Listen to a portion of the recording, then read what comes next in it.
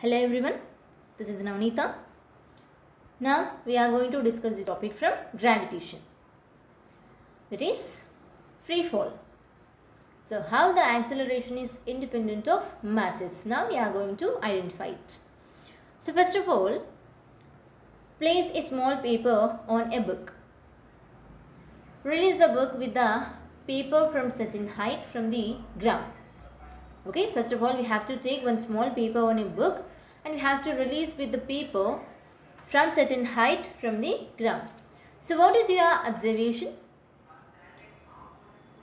Now drop the book and paper separately. What happens? Here the book will reach the ground first, right? And the paper reaches the ground slowly. So when we drop book and paper from certain height, first of all the book will reach the ground and then the paper reaches the ground slowly. Here a body is said to be in free fall when only the gravitational force acts on that body. Okay, so a body is said to be in free fall when only the gravitational force acts on that body. Now, let us drop a body of mass m near the earth's surface. So here this is the mass m of a body. So let us drop it near the earth's surface. So let m, capital M, be the mass of the earth.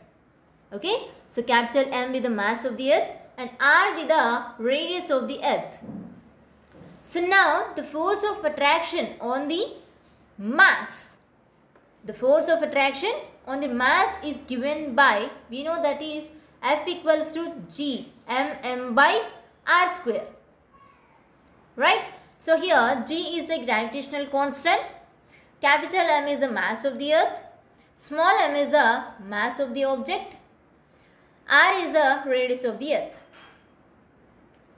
So from this we can write F by m equals to Gm by r square. So here from Newton's second law, F by m is equals to acceleration, right? So here this acceleration is denoted by small g. So here this acceleration is denoted by small g. Hence we can write g is equals to Gm by capital M by r square.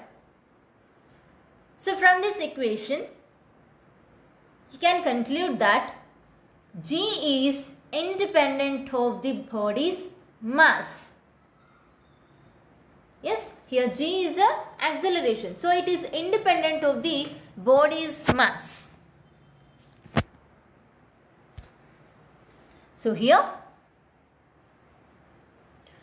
if there were no air friction or resistance, okay, if there were no air friction or resistance, all the bodies would fall with same acceleration. Okay, if there were no air friction or resistance, all the bodies would fall with same acceleration. So this acceleration produced due to gravitational force of the earth near the surface. Okay, this acceleration produced due to gravitational force of the earth near the surface is called free fall acceleration. Here the mass of the earth, that is denoted with capital M, that is equals to 6 into 10 to the power of 24 kg. And radius of the earth, it is denoted with capital R, that is 6.4 into 10 to the power of 6 kilometers. So putting these values in this above equation, so we get G equals to 9.8 meter per second square, that is approximately, right?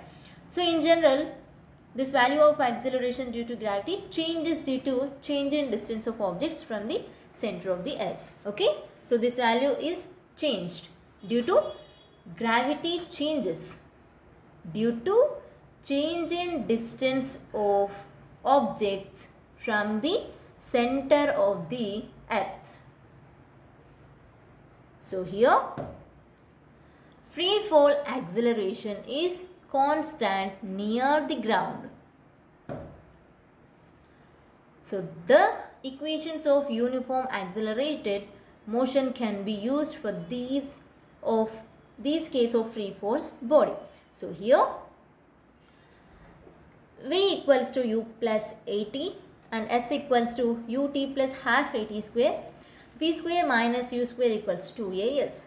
So the equations of uniform accelerated motion can be used for the case of free fall body. So while solving problems related to free fall objects, we use G instead of A. Okay, instead of A, we'll use G here.